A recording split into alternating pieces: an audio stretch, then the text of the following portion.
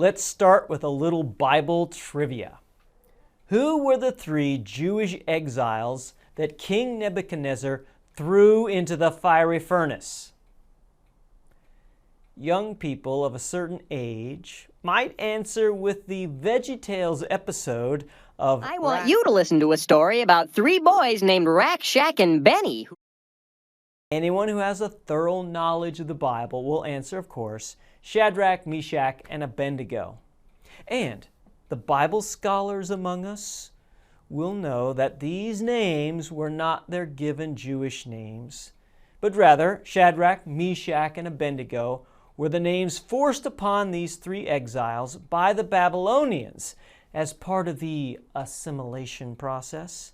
Oh yeah, you belong to us now, and these are your names.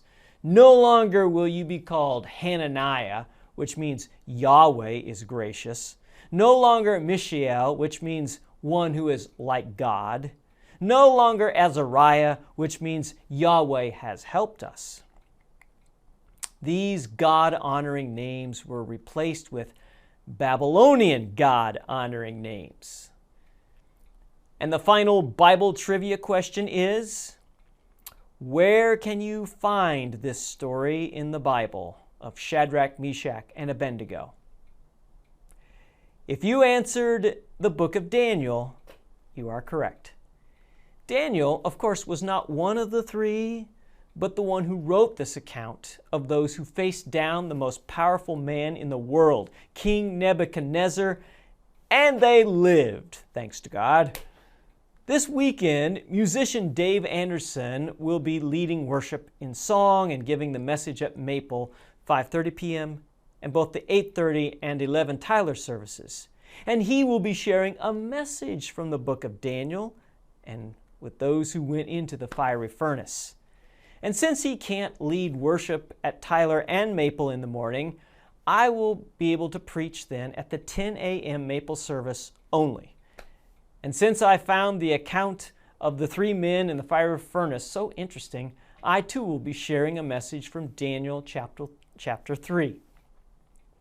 And while these historical events happened over 2,500 years ago in a very different time and very different place, the plot is contemporary, even timeless. Will the less powerful yield to the demands of those in power? Will the faithful remain faithful even to the point of death? Every year we ask our confirmation students if they will suffer all, even death, rather than turn away from their confession of Jesus and the relationship that they have in Him, worked by grace and the Holy Spirit. And every year they always say, "We will with the help of God." Well, that moment of confession comes and goes, and the promises are, to be honest, more in theory than reality.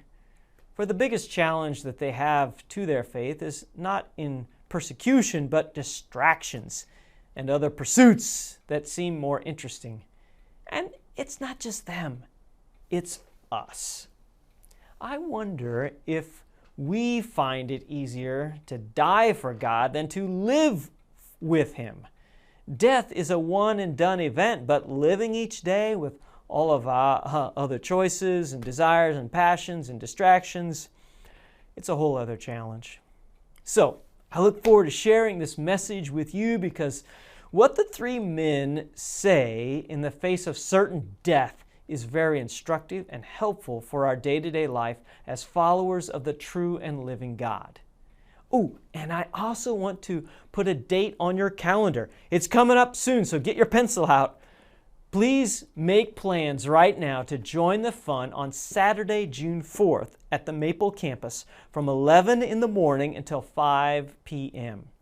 For we will be celebrating 20 years of ministry at the Open Arms Child Development Center. We're going to do so big time with food trucks, kid games, face painters, bounce houses, and lots more. We will also be planting a tree in honor of those who have either worked at the center or who have been in our care and have died from illness over the past 20 years. So,